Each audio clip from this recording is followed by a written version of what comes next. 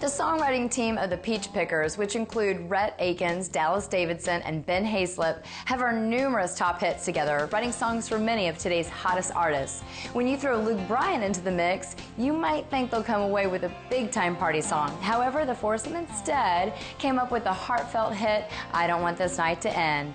We caught up with them at a party at Nashville's Cabana to celebrate the #1 song. We're here, and you probably know their faces by now. We've been at a #1 party before, several lately. These Georgia boys have figured out the system and know how to write a hit song. How are you? We're doing good. How are you, Kelly Lynn? Good. Now, we've got Dallas Davidson, Rhett Akins, and Mr. Ben Hayslip, and they wrote this song with Luke Bryan this time. So you guys, how did that happen? It was one of those days where Luke just popped in. I think he might have called Dallas and said, hey, you boys writing today? He said, yeah. Y'all mind if I come over? Of course, Luke, come on.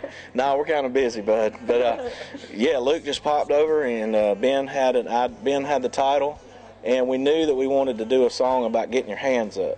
His publisher, Rusty Gaston, said, man, all these rap songs and pop songs are about get your drinks up, get your hands up. Y'all need to try that in a country song. We're like, yeah, maybe. You know, we'll see where that fits.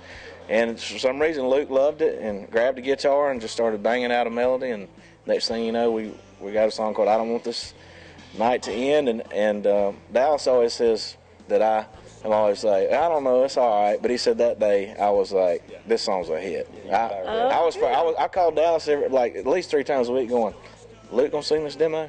Like, make Luke sing this demo. Like, please, make Luke sing this demo because it's a hit. So we got it done. You got your hands up, you're rocking in my truck. You got the radio on, you're singing every song. The whole thing about your hands up, I think the song could have been called that because that is the hookiest part. Yeah. I mean, actually, when I introduced it earlier for the show, I said, I got my hand. I can't sing it, and I'm not even going to try to do that again. But, I mean, you gave Rusty what he asked for. Yeah, and, you know, like I said in an interview a few minutes ago, the title of the song is I Don't Want This Night to End. But that title, it could have been anything. It didn't matter. Because after you get through that first line, you got your hands up, and that melody and that feel, I mean, it doesn't matter what you say at the end. And we were all pumped about it. I was like Rhett. I left there thinking we have just written something really big today. I listened to the work tape every night for about 2 weeks just to make sure I was right about this thing. And you guys called Dallas and said, get Luke in the studio. What's Luke gonna do? What's Luke gonna do? I said, he said he's cutting it. That means he's cutting it. That's all I can say. And I truly did believe he would cut it. That's you know when you write a hit and sometimes we write songs that we're not sure about that do get cut, but that day there wasn't a doubt in the room, and thank God Luke didn't doubt it too, because we've had a lot of fun with that song. I'm set on cruise control, I'm slowly losing hope. Thanks, guys. Rhett, what's so great about being associated with these guys is the fun that they have. I never, you can go into these relationships with guys and not know how everybody's going to react to the success that we're so blessed to be having, and the fact that we still have so much fun doing this, and it's just a dream come true.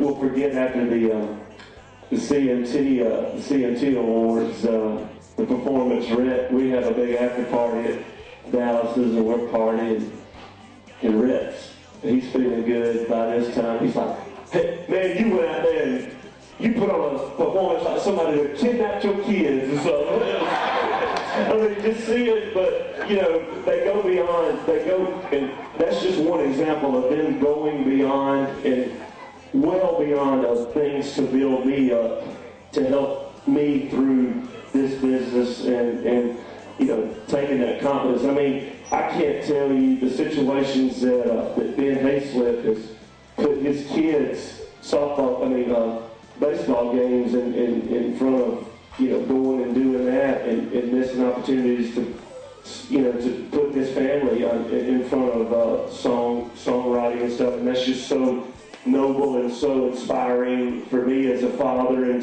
to have 2 boys and to see an influence of somebody that knows what's the most important thing. It's just special to be around you guys, and I think everybody in the room knows the history and the dirt that Dallas and I have on each other, and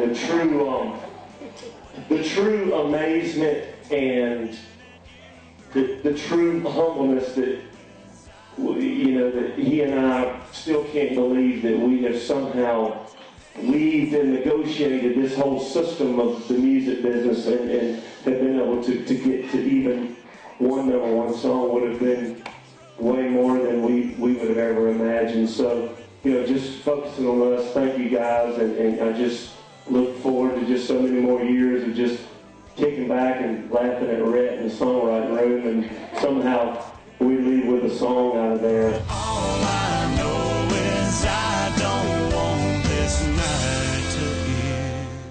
We've still got tons of great music up ahead, so make sure to keep it right here. There's plenty more Inside Music Row when you come on back. Ray Stevens is up next.